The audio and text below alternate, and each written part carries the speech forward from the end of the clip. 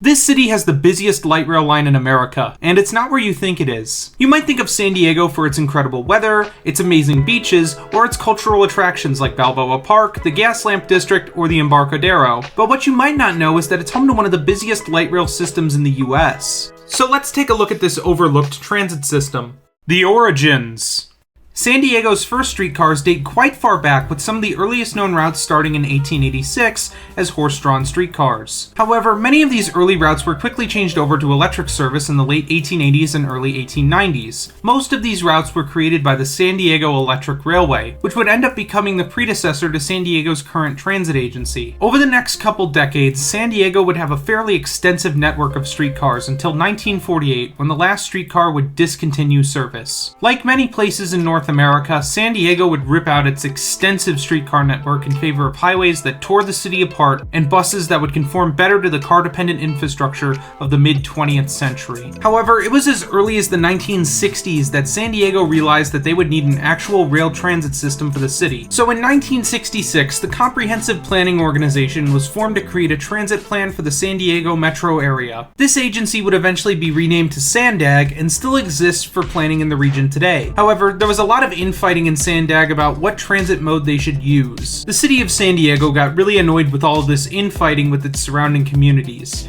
so they decided to create the San Diego Metropolitan Transit Development Board in 1976. But since that's a mouthful, they gave us this wonderful abbreviation, MTDB. MTDB got surprisingly lucky that year, as a lot of the right-of-way that they were looking to operate on was put up for sale following a hurricane causing some damage to the trackage. Southern Pacific, who wanted to abandon the track, was told by the federal government that they legally could not, meaning the MTDB got quite the deal, only paying $18.1 million, or $97.6 million today for the San Diego and Eastern Railway. Quick note that Southern Pacific was forced to repair the track for the deal to go through. MTDB decided to go bold, taking a transit idea that had become popular in Germany and decided to implement it in the city of San Diego. While we now have many cities in the US that operate light rail, it was relatively unknown in North America at the time. However, in 1980, MTDB began work on creating their first light rail line, and on July 26, 1981, rail transit finally came back to the city of San Diego. Expansions to the system began very soon after the first line opened. In 1986, we saw the addition of the Orange Line to the system,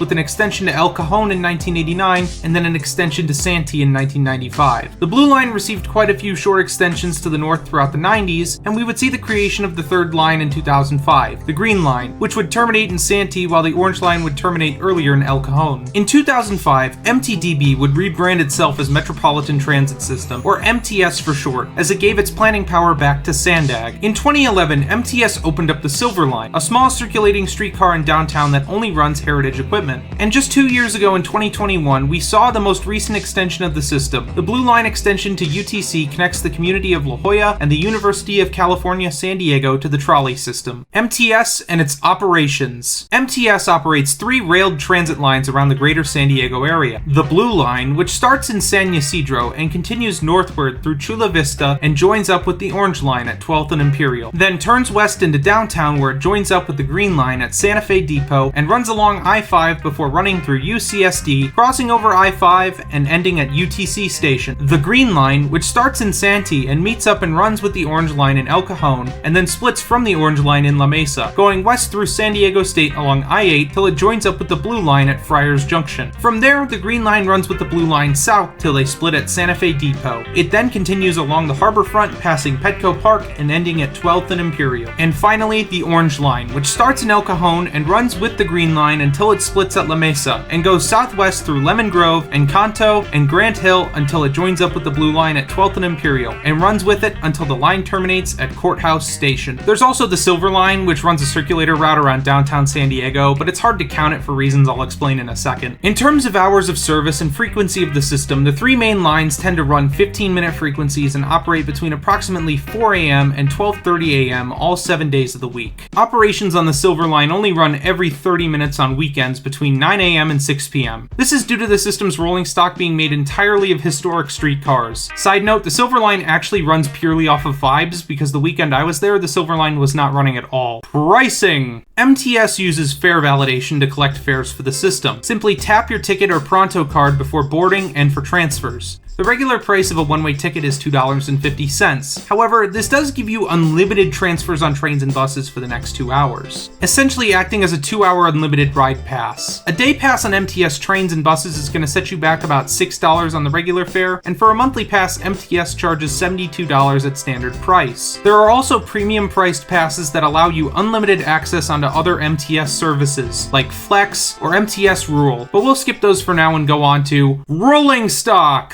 In terms of the rolling stock, or trains that MTS operates, they're currently using multiple light rail vehicle models from Siemens Mobility for its 3 main lines. This includes 52 SD100s, 76 S70s, and 45 S700s, as well as a Siemens Dualweg U2 and 2 PCC streetcars for the Silver Line. MTS trains are well kept and clean on board. One thing that is worth noting is that the doors do not open automatically, and you will need to press a button on the door of the train to enter or leave. It's also worth noting that these are low platform trains and don't have level boarding for accessibility. If you are in a wheelchair or a mobility device, you will have to press a specialized button on the door that will deploy a ramp to allow you to board or disembark the trains. The future of the Metropolitan Transit System. One of the highest demand things that MTS has noted from riders is a need for an airport connection. Currently, an airport people mover to connect to the trolley system is in the works. This would allow for an easier connection from the trolley system to the airport. However, at the moment, the best connection between downtown and the airport is the 992 bus that MTS operates. There also has been some consideration for an extension of the light rail into Tijuana. However, it hasn't gotten along very far into the planning process and would have a ton of logistical questions to solve for a cross-border transit system. MTS is more than just the transit system. It's a link for many people, not just in San Diego and its suburbs, but also for people who live in Mexico as well. From getting to work, seeing family, going to college, or just doing some shopping or enjoying downtown, MTS is an incredible link for the region, and hopefully we can see it grow to serve more people. Do you take MTS? Are there any expansions you'd like to see? Let me know in the comments below, and if you enjoyed this video, be sure to like, comment, and subscribe. And if you like my content, be sure to check out my other socials, linked down below. Thanks to all the wonderful people who helped make this video possible. Thank you to my patrons, and if you want your name in the credits, be sure to subscribe on Instagram, TikTok, or Patreon. Links down below. Thank you all for watching, and you stay classy, San Diego.